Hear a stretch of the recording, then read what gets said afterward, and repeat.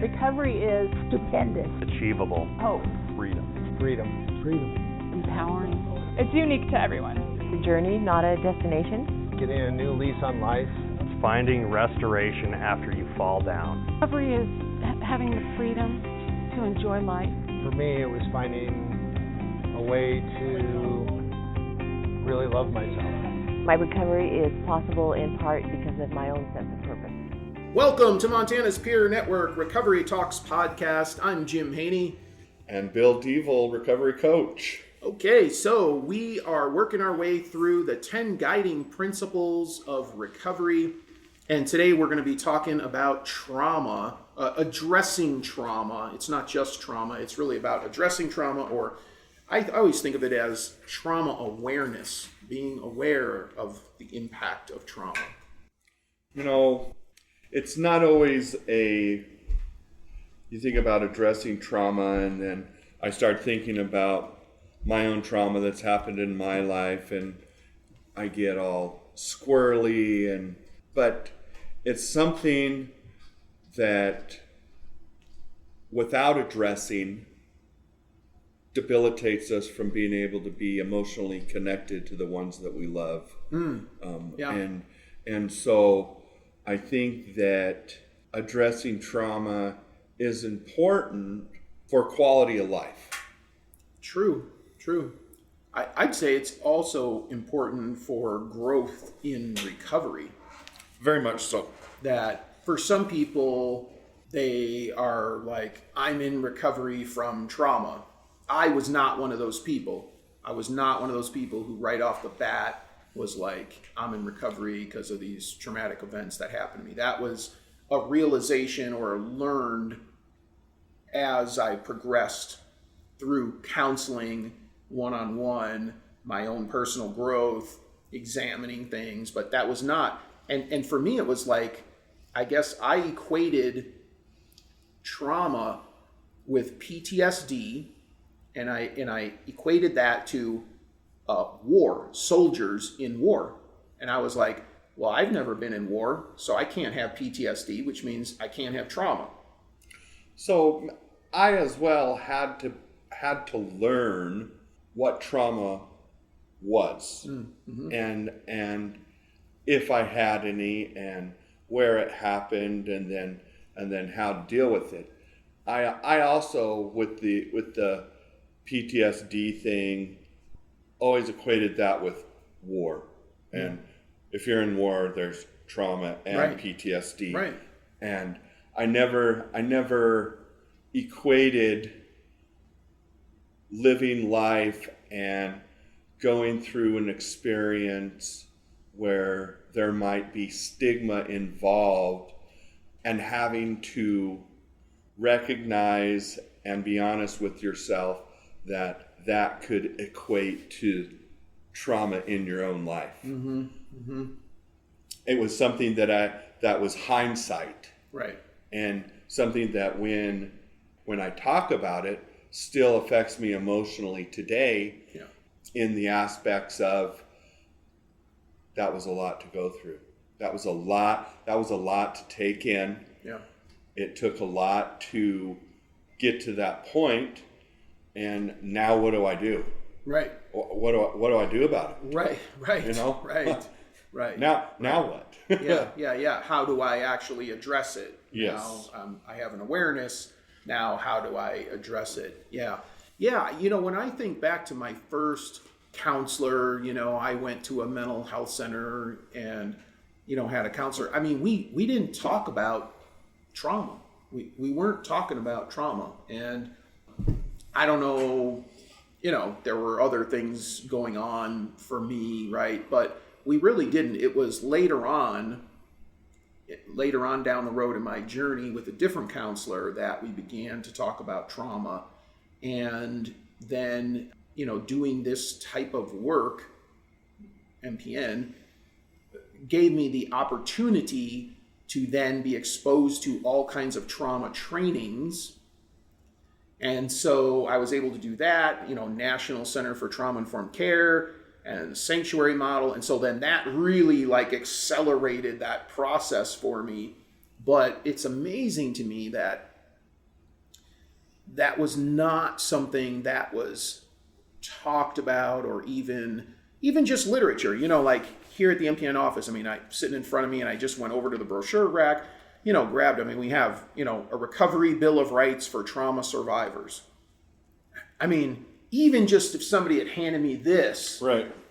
to start me on that process of, raising my awareness, believe in your ability to heal and seek allies who share with you, trust your allies, healing is possible, but it didn't happen. And I don't know why, and I'm not, pointing the finger or anything like that, but it's like just this simple thing, like a brochure or, just a 2-page flyer. Yeah. I was thinking that, you were talking about how it wasn't addressed in therapy and stuff like that, and then you got exposed to all these trainings. It's similar to me as well, and then you become aware of some of the trauma that has gone on in your own life. Yes. Yes. It was kind of backwards. You get exposed to training and becoming aware, and then you're like, oh, well, I guess I did have trauma in my life, and a lot of that is where I was in my recovery. Mm-hmm. I was willing to accept what had happened. Right. Where when the event or events had happened, it was like, well, that didn't really happen, and that didn't really go on, and you just move on. You just move on with your life, and then you just forget about it. Right. Not knowing that it's affecting decisions and things that you're making for the next however many years until you choose to address it.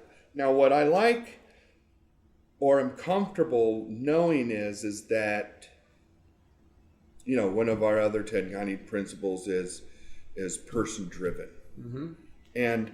And I get to control the throttle on addressing the trauma that's in my life. Right. How much am I willing to unpack at this point? Right. And I seek professional help, and I get those things addressed, and if there's more to be addressed that's been brought up in that, I get to decide the pace that's going to happen. And it doesn't have to be, even though it feels like, overwhelming and it's just better buried and not addressed at all, because we become comfortable with that. Right. The liberation of being willing to face it and address it and then move on is something that you only get to feel when you do it. Yeah. You can't really explain it or try and put it in a bottle and say, if you just do this is what's going to happen for you. Right. So it's personal. Yeah. So yeah, that happened for me when I did the sanctuary model.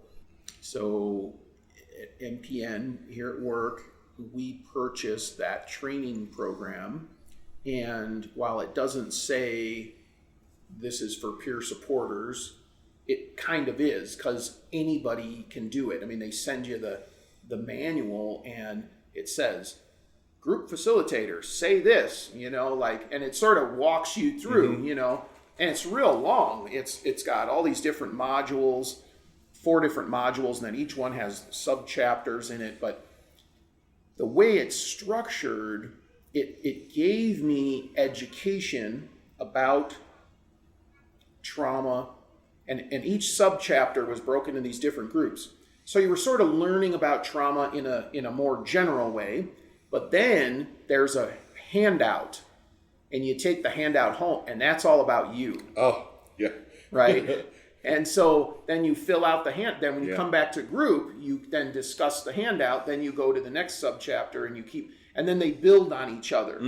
And so by the time you get through this thing, and I think there's like 30 sub-chapters within these 4 main headers. Oh, wow. So it's extensive. You're doing it for months. But when you get done, you got this binder with all these handouts in them.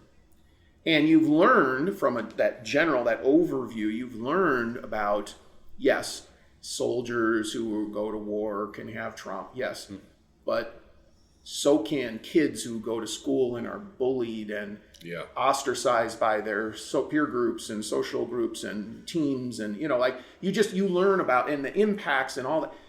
And it's sort of like dual learning. You're sort of learning in two different ways.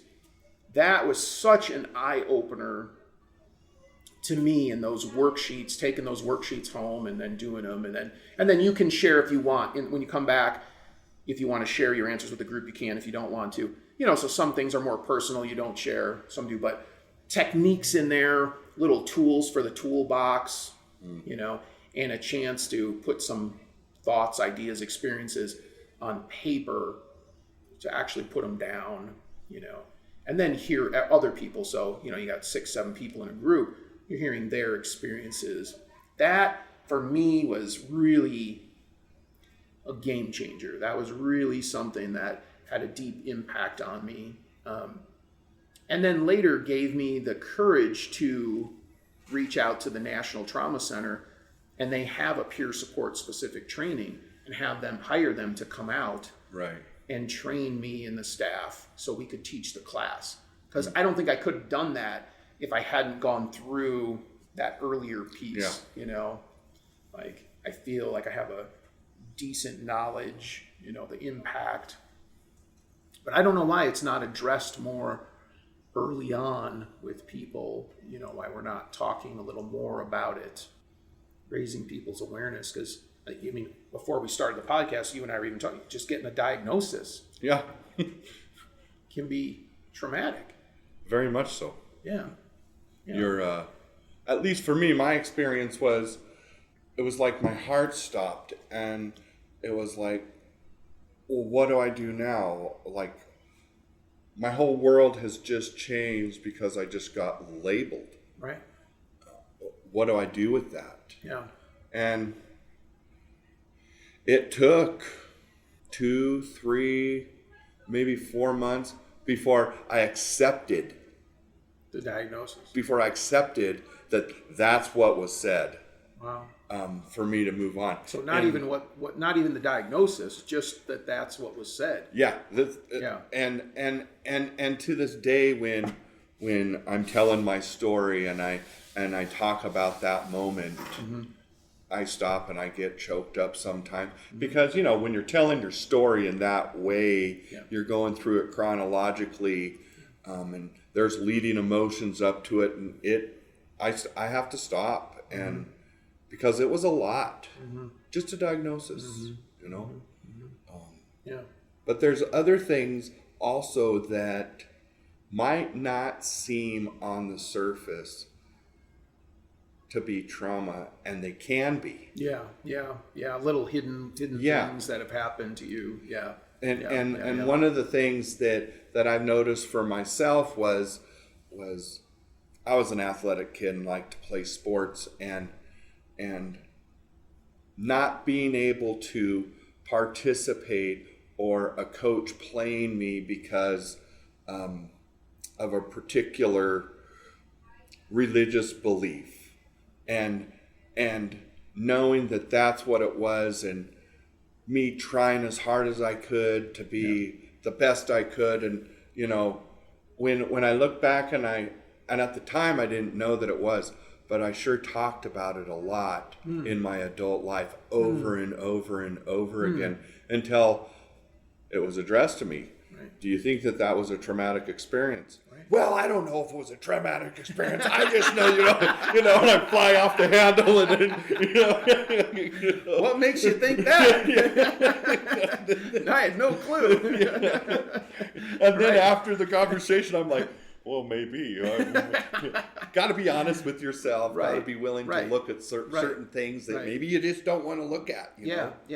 But it's a journey. Yeah. Well, definitely a journey. And then that's the other part of it is the way it comes out in us. Right. Mm-hmm. So yes, all these different things can be traumatic experiences, but then the way it sort of comes out of us, and it can come out as anger, denial, but drinking, drugs, self-harm, right? I mean, gambling. I mean, people do all kinds of stuff.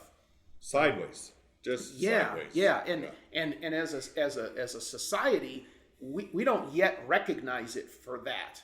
We look at it like, what's that guy acting like that for? Right? Like, we don't think, well, maybe something's happened in his life, and that's why he's drinking a fifth of Jack Daniels, and right? Like, he's trying to push that down, right? Like, but we're not there yet. Like, I don't think we've evolved to that recognition the same way we might with, a sore throat or cold or flu. We say, oh, you have a sore throat. Oh, is it your gland swollen?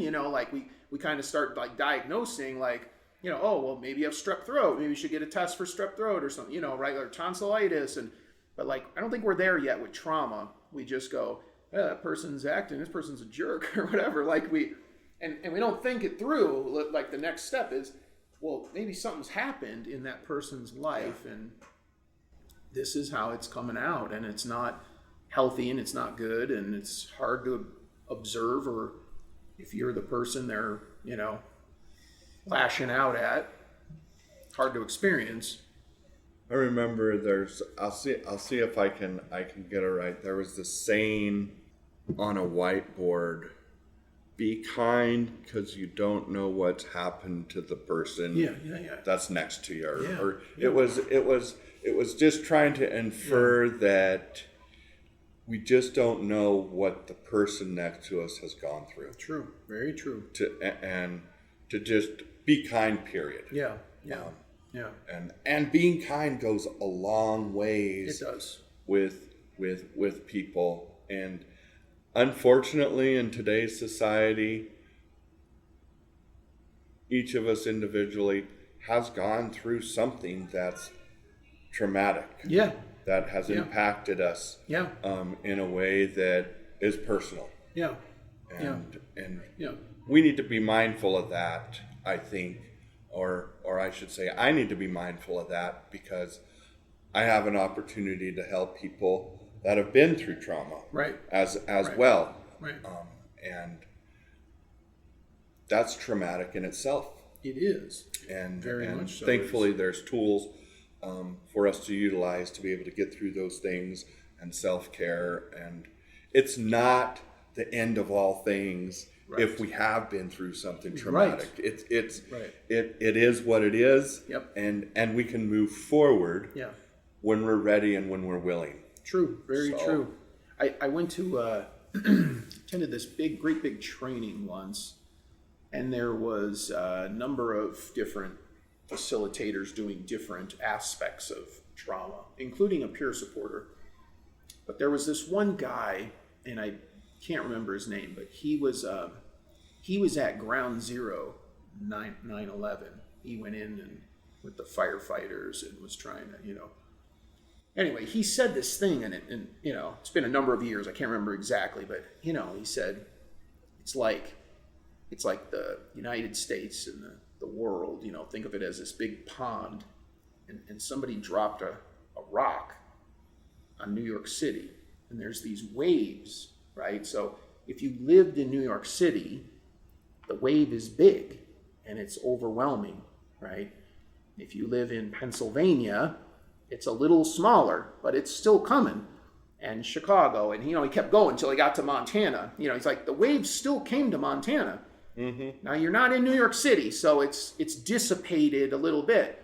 But he said anybody around the world who was watching television on 9/11, 9/12, 9/13, 9/14, 9/15 saw time and time and time and time again this horrific event happen, and people were dying and destroying of a city and all these lives. And he said you're probably, every one of you has some level of that wave hit you, and each one of you have some level of trauma, and unless we find a way to talk about it, you're going to keep carrying that, and then it comes out in these, so it was like, wow, I never really thought about it, like these events. And there's been other, Pearl Harbor, right, there's other world sort of events.